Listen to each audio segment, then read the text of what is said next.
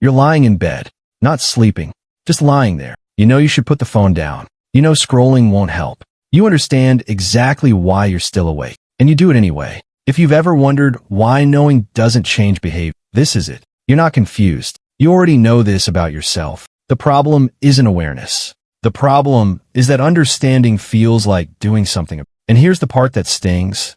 You're fully aware of this pattern too. You're self-aware, but stuck. If this feels uncomfortably familiar, hit the like button. This channel is new, and that one click helps the algorithm show this to someone else trapped in awareness without change. Let's keep going.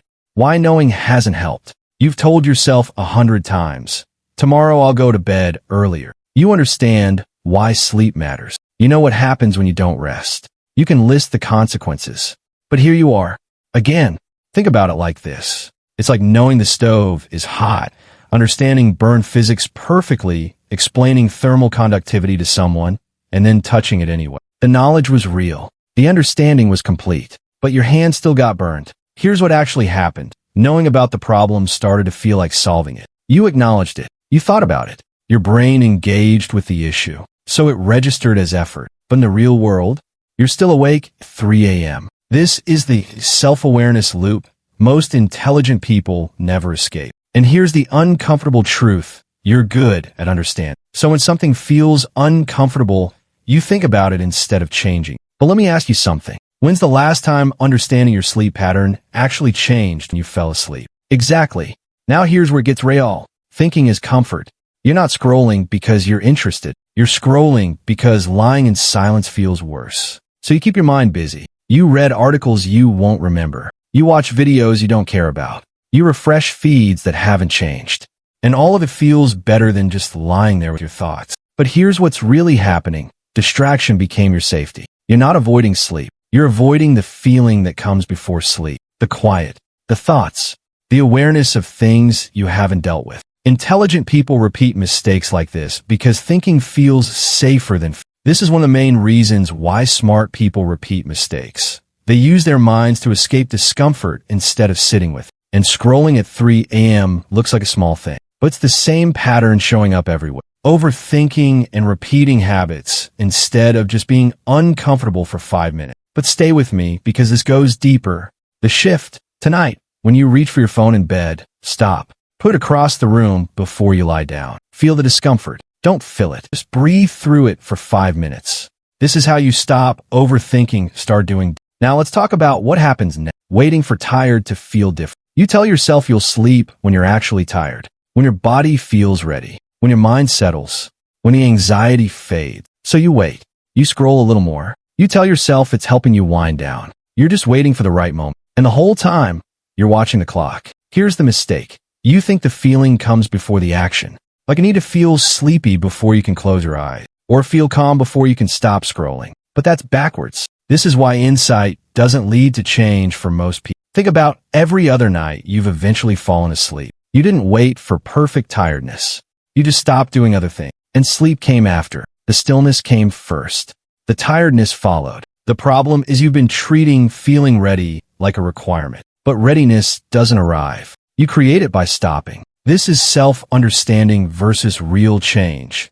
Knowing you need sleep versus actually putting the phone down. And here's what happens next. The shift. Set a time. Not when you feel tired. Just a time. 11 p.m. Midnight. Whatever. When it hits, stop. Don't check if you're tired enough. Just stop. If you're recognizing yourself in this, subscribe. I break down different patterns every week about breaking behavior loops and cognitive pattern awareness. Hit subscribe so the next one finds you. Let's keep going. Explaining the pattern instead of breaking it. Someone asks why you look tired, and you have an answer. A detailed one. You explain your sleep pattern.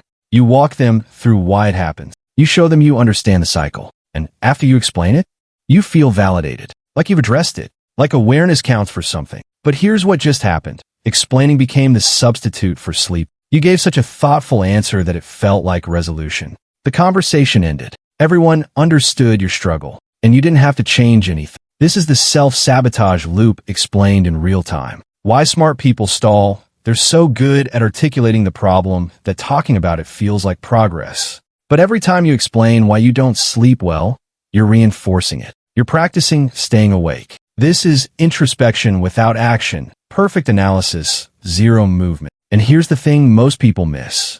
The shift. Next time someone asks why you're tired, say, I just don't prioritize sleep. No explanation. No justification. Then go to bed on time that night. Just close the gap once. This is how you start breaking behavior loops instead of just describing them. But wait, there's an even sneakier version. Noticing without stopping. You don't ignore what you're doing. You watch yourself do it. In real time. You notice you've been scrolling for 20 minutes. You acknowledge it. You might even say to yourself, I should stop. And that awareness feels like something. Like you're present. Like you're not mindless. But you keep scrolling. This is the most frustrating version because you're right there, watching yourself repeat the mistake. It's the classic high IQ overthinking problem, being aware enough to see the pattern, but stuck in it anyway. And the awareness tricks you into thinking you're working on. Like observing counts. But observation without interruption isn't change. It's just watching yourself stay stuck with commentary. Here's the truth. Awareness is not the same as choice. This is self-reflection versus action, and most people never make the jump. Noticing what you're doing doesn't automatically stop you from. That takes a different muscle. The muscle that says, I see this happening, and I'm physically stopping right. The shift. Next time you catch yourself scrolling in bed, the exact moment you notice, close the app. Don't finish the article. Don't check one more thing. Stop mid-scroll. This is how you stop repeating patterns self-aware people get trapped in. And now here's how things actually change. The slow change. How things actually shift. Change doesn't happen after you finally understand your sleep problem completely. It doesn't happen after the perfect insight or the moment of clarity. It happens slowly, boringly, through different choices repeated without drama. Think about how you developed this pattern. You didn't plan to become someone who scrolls until 3 a.m. You just did it once when you couldn't sleep. Then again. Then it became normal. You didn't decide to overthink bedtime. You just thought about it once, and it felt safer than just lying there, so you kept doing it. You didn't become who you are by accident, and you won't change by accident. Change happens the same way. Small, different actions, repeated without fanfare, until they become your new default. Not after you understand yourself better. Not after you feel ready. After you stop scrolling enough times that your body starts to remember stillness. Most of the time, it won't feel like progress. It'll feel boring,